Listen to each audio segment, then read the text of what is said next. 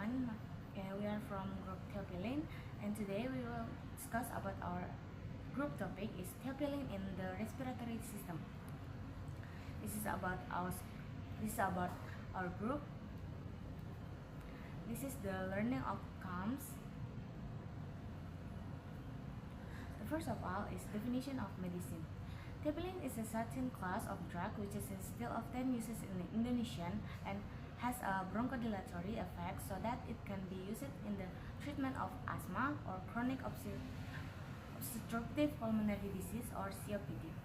This drug has a narrow therapeutic index with a therapeutic dose of between 10 until 20 mg per liter. Concentration above 20 mg per liter can cause dangerous side effects such as nausea, vomiting, metabolic acidosis, gastrointestinal bleeding, and even death. Theopilin is one of the drugs that needed to be monitored related to the improvement of symptoms and drug levels in the plasma. The second one is the generic name and the patent name. The generic name is theopilin. The generic name is the official name given to a medication containing a specific active ingredients. This name is used universally and is not patent, allowing it to be produced and sold by various manufacturers.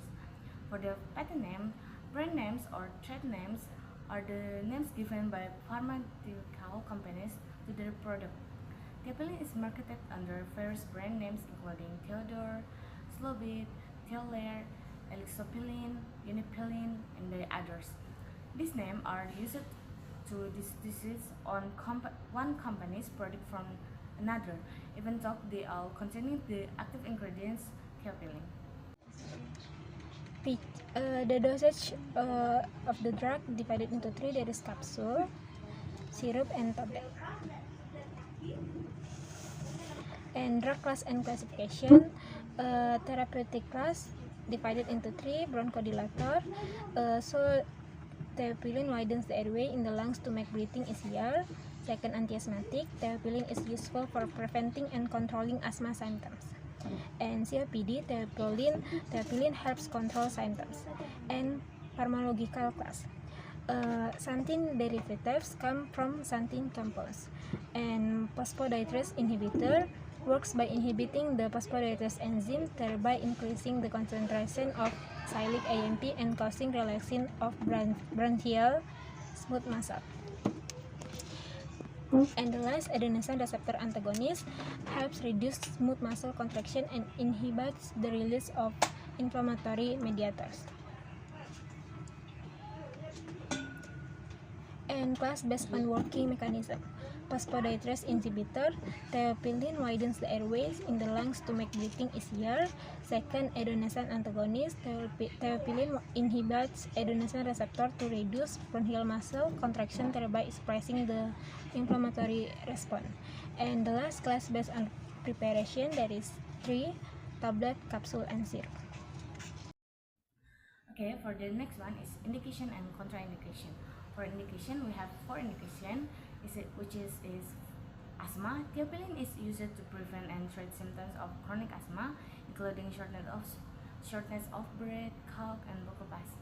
It works as a bronchodilator by relaxing the muscles around the airways and reducing airflow to the lungs.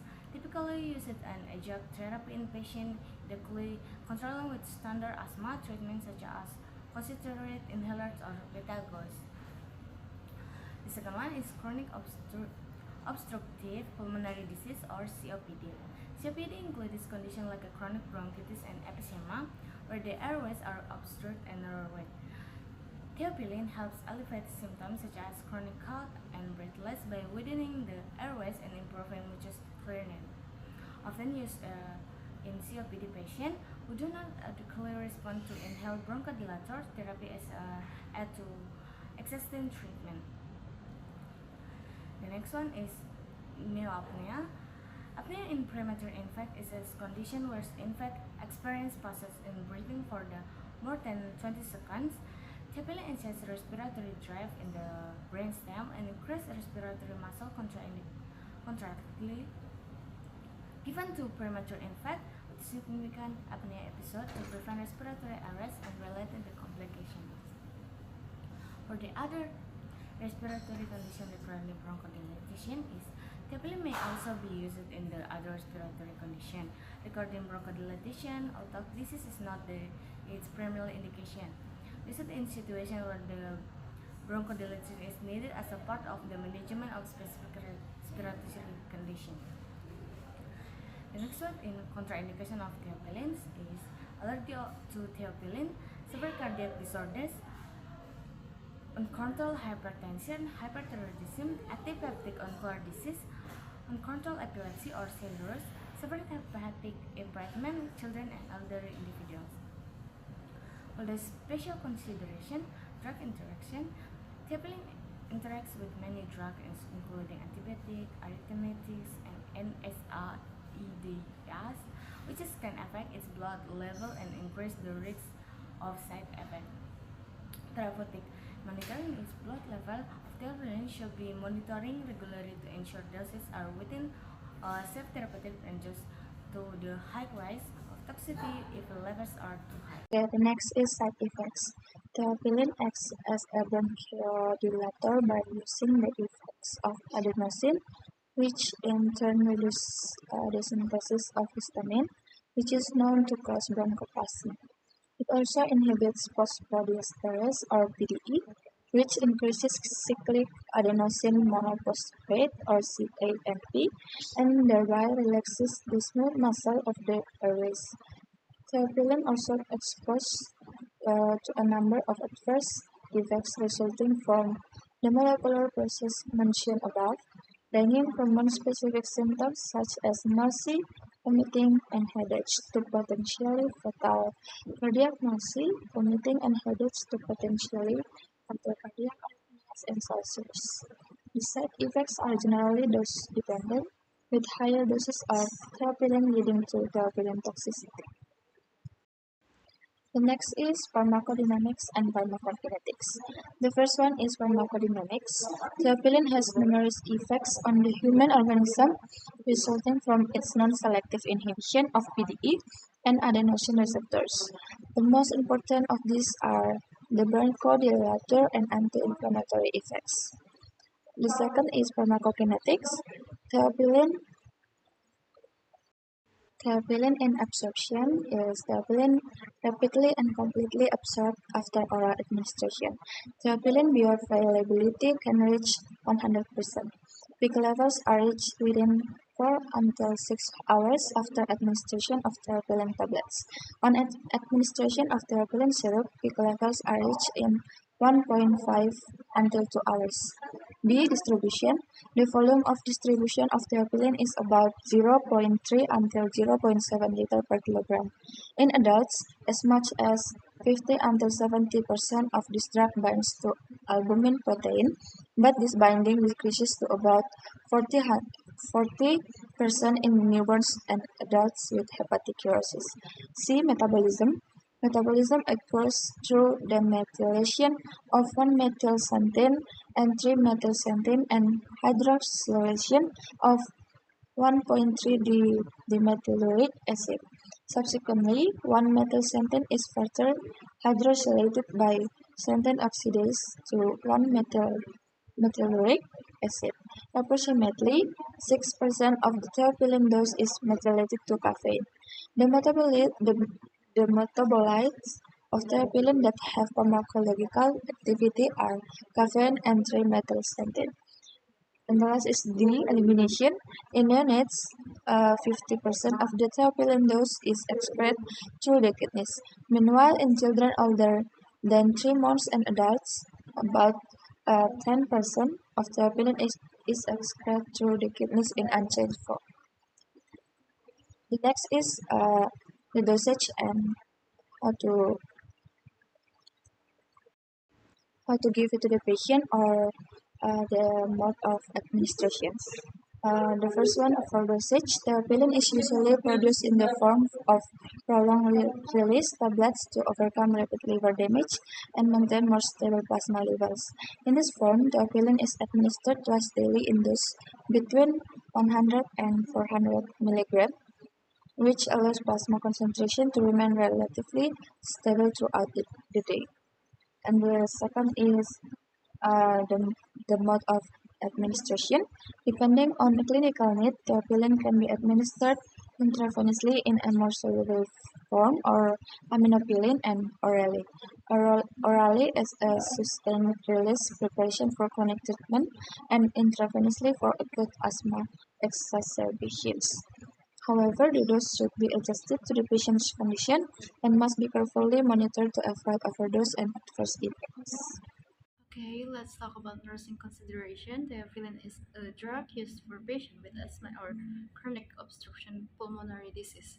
However, to provide good service and safety for patient, there needs to be nursing consideration for theophylline. Pay carefully attention to the dosage, as well as the way theophylline is administered to the patient. B. This is theophylline based on ideal body weight and using lower dose to increase the effectiveness of the drug. C. Pay attention to the most common side effects such as nausea and vomiting, headache, increased gastric acid secretion, and others. D. Pay attention to the history of the patient health condition. E. Give a special treatment to pregnancy women. Next, pregnancy safety index. The risk of drug for pregnant women is high, so it is necessary to supervise pregnant women. Drug can have side effects that are harmful to both mother and fetus. In 1979, the United States implemented a system for drug use during pregnancy. The Food and Drug Administration, or we call it FDA, is a system created to categorize drugs that can be taken during pregnancy. Theophylline is a category C drug for pregnancy. It should only be used during pregnancy if the potential benefit to the mother outweigh the potential risk to the fetus. This is the example of drug classes that can be used. Okay, next, special precaution. A. Patient with cardiovascular infection. Utilize cautiously in patients who have cardiac arrhythmias, and it may compound arrhythmias. B. Patient with cystic fibrosis. Utilize it cautiously in patient with cystic fibrosis, as expanded theophylline clearance may happen in this patient. C. Patient with hepatic impedance.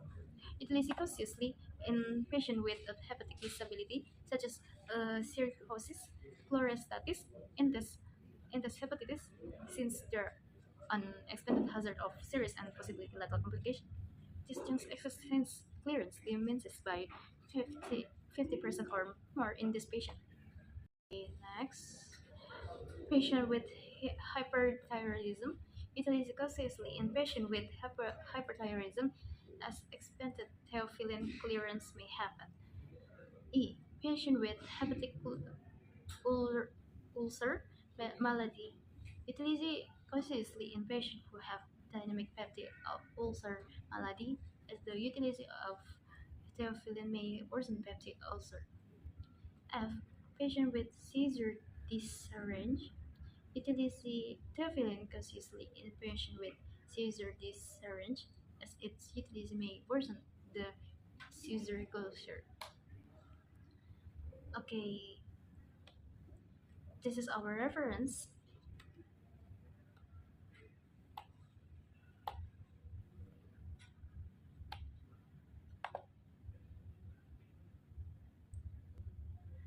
Okay, that's all for our group. If you have it, if you have any question, you can post them in discussion room, or you can ask directly in person class. Thank you.